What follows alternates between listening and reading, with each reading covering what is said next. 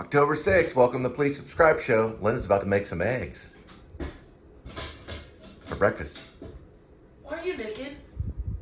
I'm about to jump in the shower. See, there's the time right there. If you're a parent or if you're a relative, don't ever say that someone sold someone's soul for a washing machine. Anyway, look, these are wet because I hang dry everything. We have access to a washer and dryer, but we don't have one in this unit, so it makes it difficult. So we do hand washing. Linda's added making eggs. Let's see what they look like. Really good. Hey, can we do that on one of these right here? On a tortilla? No, you get bread. Okay. Well, thank you. Good morning. Good morning. And welcome to the Please Subscribe show. Hiya. Hi. And then I gotta go clean a house for 6 hours in Mansfield. We're doing it today. And Linda's gonna help Kitty. She's making eggs. That's what's going on right now. Don't worry about the washing machine thing. I have to pray about that, and hopefully maybe in the future, one day, we'll find a place. Let's see if Kitty likes eggs. Okay, we're gonna see if I think Kitty cats likes can have eggs. eggs. We'll find a place, maybe have a washer and dryer built in. We can use it to our access. But what I want you to know is that if you have a washer and dryer, you are truly blessed and appreciated as you have it. If you have to move away from it, say goodbye to it, because it is a blessing and it is something that you need. But we have access to one. We just can't dump a bunch of money. We have to put money on a card to use the washer and dryer. But what I'm trying to say is appreciate your washer and dryer. Appreciate it, because I'm glad that you have one and that you live that life of convenience. It is not easy without it. I've done it before. Oh, you didn't like it? A lot of people have.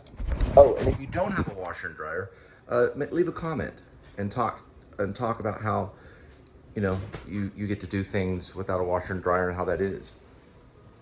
All right, now we're gonna look at this right over here, because this is what my front door looks like before I have to go, because I have to go here. All right, I'll have to scrub her at that Army Gunn's place, so we have to eat like a Marine. Can I have more, please? Can I have more, please? Can I have more, please? Can I have more, please? Can I have more, please? That's how they do it. Can I have more, please? Remember Hell Night? Can I have more, please? Can I have more, please? Can I have more, please?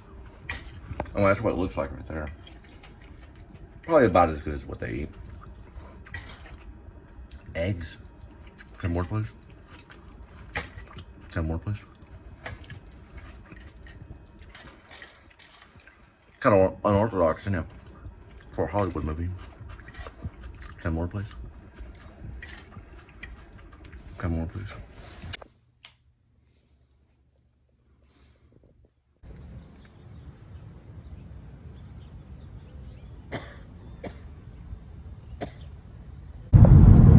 All right, there's the partial skyline of Fort Worth, Texas.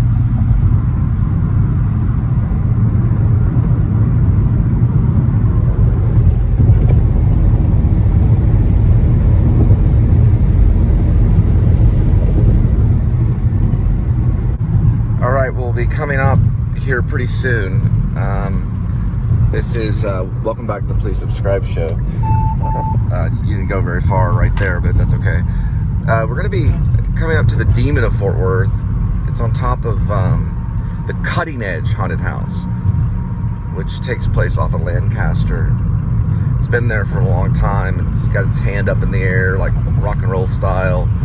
Like, hey man, rock and roll, that kind of demon kind of thing. And we're going to see, hang on, just give me a second. It's right up, there it is. Right there. He's like, yo man, Metallica all the way, come to my haunted house. Roar.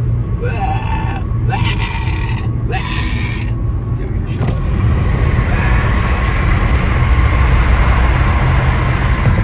All right, well, note to first-time actor, which is really all of us. It really is. Bob Lavelle taught me that. It was like, when you start acting, you're a first timer. Doesn't matter if you've been doing it for 30 years. Excuse me. Excuse me a second. Let it rip off Adam the Woo here real quick. I'm just gonna take a sip though. But you're always a first timer when it comes to acting. And you'll feel it. It doesn't matter how much. Ask De Niro, ask Hoffman. What the heck was that? Dead cat. You're a first timer, but you might learn tricks to the trade, and that's not always good. As a first timer actor, you're the most dangerous actor out there because you're going to be great. But here's some notes that I always give to a first time actor. Always think if you're going to talk to the audience or talk to the camera on something, always like talk to a friend, if that makes sense, or talk to someone that you know, and so you're using the imagination when you're talking. You get it? And it changes it just a little bit, tweaks it.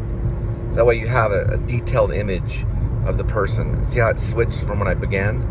I started kind of picturing someone that I know, or a few people that I might know if I was talking to an audience. So it starts changing this, and it brings in relaxation because you know those people that you're talking to, but don't lose them so you can hang on to that. And then another thing, use your imagination.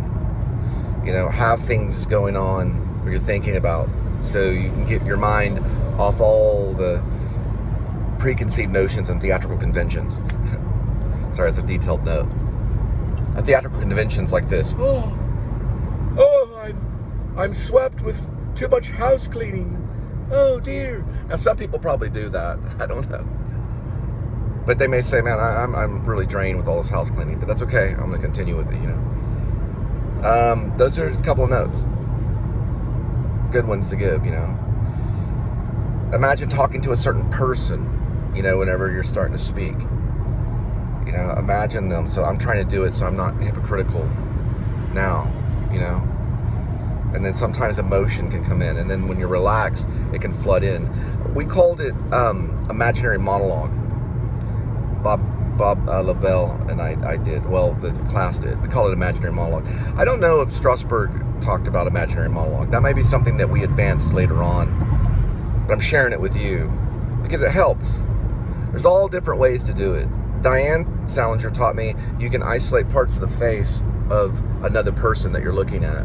And then imagine what that person's eye looks like that's similar to the person that you're thinking of. And you can actually turn someone's face into that person, especially if you can't see too well. Okay, there's different things you want to try. There's all different kind of techniques. The method was about inventing new ways to get to solve the problem and to, you know, to use your imagination to play the role and to act. It was about finding new stuff. It wasn't about staying in the old way. So if you invent something, that's even better. You don't have to share it with the director either. If you invent something, you can keep it to yourself. I've invented a lot of weird stuff that I don't want to share with you, but things that can help me, you know, with memory and techniques and on the theater and the stage and stuff when I used to do it. All kinds of weird stuff. But those are good because it's personal. They want you to be personal. They want you to make it your own. That would be a good note to an actor. Make it your own thing, you know, and stuff like that. Because directors do that stuff to inspire the actor and help them. So I talked to this guy who was in the Army for like 13. He did 13 tours overseas and Afghan and areas like that. And he's gotten into acting. And I think what I told him was like, you know, if you're going to talk to the audience, then rather talk to a friend, you know, picture the friend. Really what I should have said was like, picture the friend, but if you're talking to a friend helps too, because it brings in kind of a relaxed way of feeling, you know. Imagine your friend that you're speaking to. Another guy that I talked to at the studio, he told me something really cool. He worked with Sally Fields and Norma Ray. His name was Rob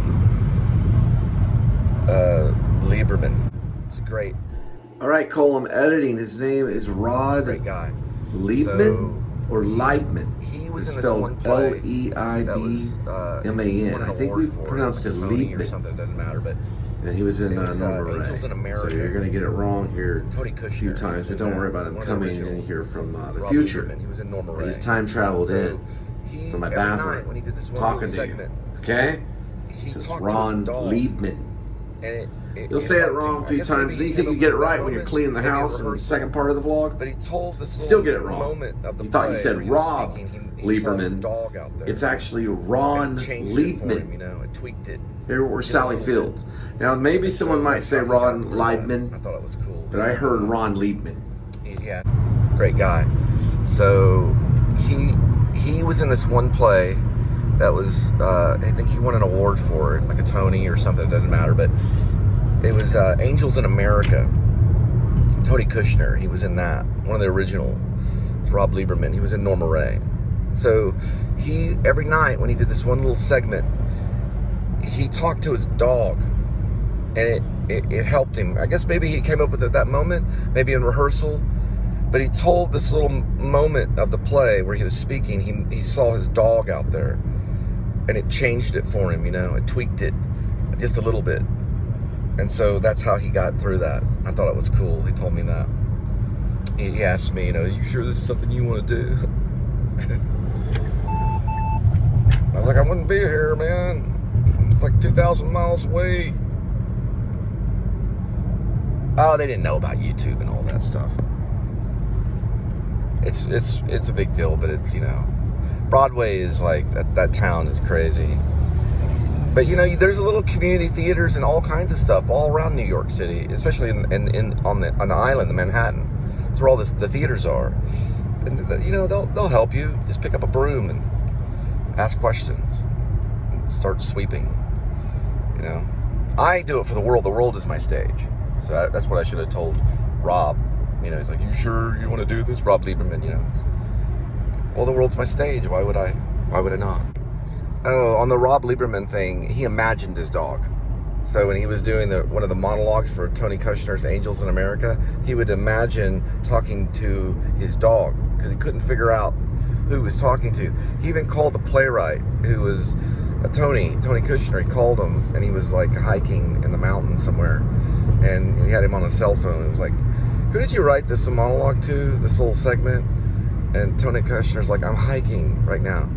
So, you know, he had to like come up with something. So it worked for him because it was personal. I think he won a Tony. Rob Lieberman won it. But so instead of, you know, I don't know if the audience knew exactly in that moment who he was talking to, but he was sharing a personal moment, and it was more personal to him to share it with his dog. So he imagined his dog, you know, out there. He saw his dog. Man, that'd be powerful. Can you imagine? Plus, he loved his dog.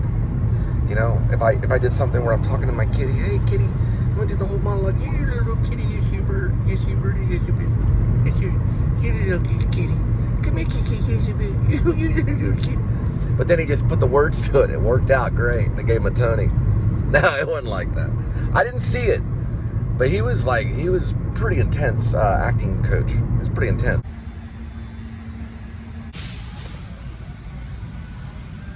Here's like big lot of stuff right here. Oh, I know this is great right here. That is fucking great. Remind me, this could be on your patio when Bob Billings comes over, the social worker, to talk to Grace and Rainey. Something like that would be kind of weird. He kind of eyes it.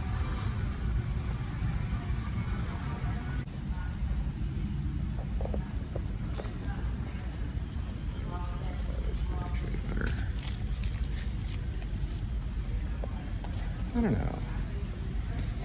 I might go with the bigger one. All right, I got a paper towel and some Coca-Cola, and we're gonna head over to the house and start cleaning. It's a 6-hour duration, so we're gonna try to get this done. And I try to keep it minimum of 10 minutes on the vlog, on the cleaning. So we're gonna do only specific stuff only on this whole thing. This cleaning is brought to you by Jack Link's Beef Jerky Original and a Coca-Cola. So we're gonna show those too.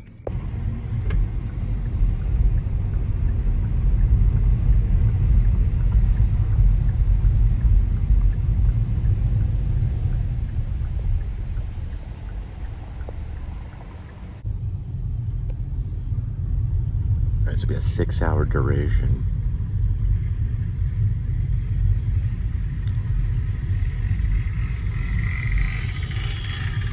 Boy, they've gone all hog wild. My goodness.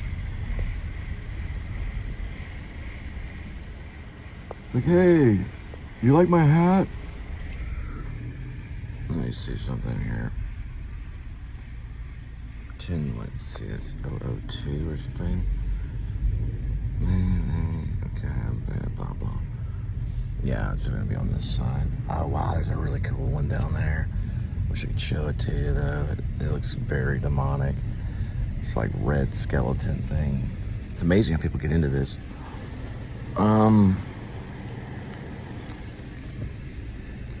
Yeah, you can see it right there. See it? End time stuff. Yeah, I think it's them right there.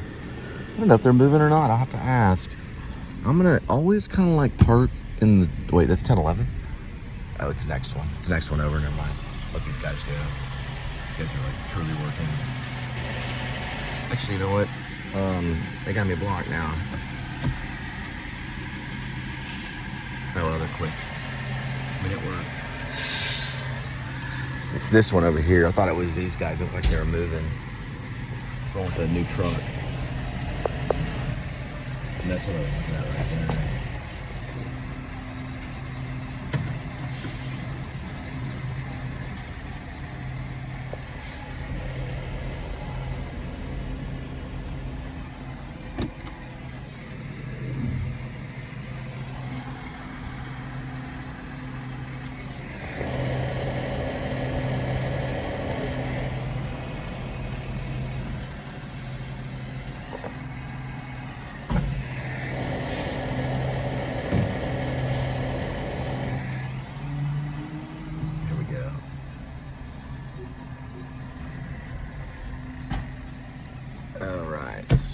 What's the next house? Love of mercy. I'll just probably park on the side of the road right here. Nah, they might be okay with me. I'll just park right in their driveway. You might want to do that because it does minimize traffic on in the neighborhood, and just see if they're okay with it. And then we'll start the cleaning. All right.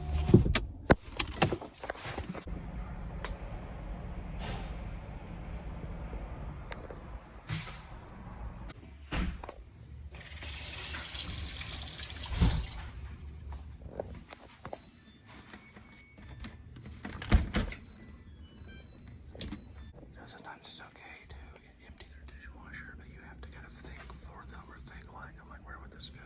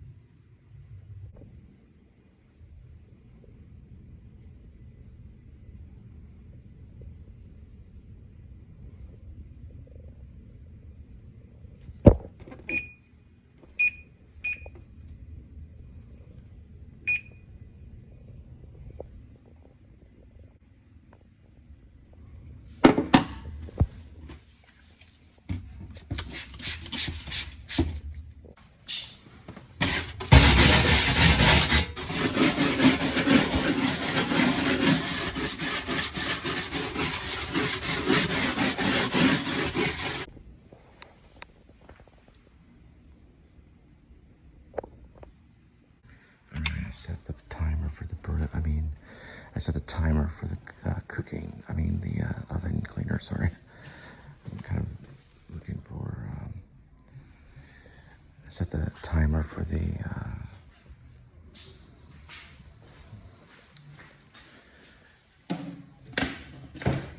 oven cleaner is what they call it. That can't be the broom that she uses. It's probably just for the garage.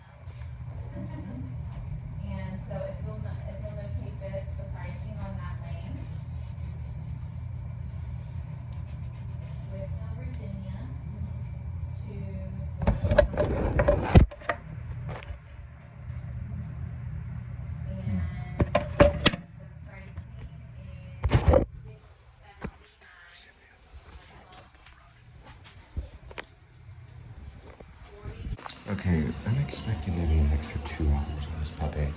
I mean, if I cleaned lightning speed fast, I could do it, but I would literally be on my knees in exhaustion. This needs to be moved to, I'm looking for a toilet brush, another cat litter box. So this is gonna be at least an hour and a half more.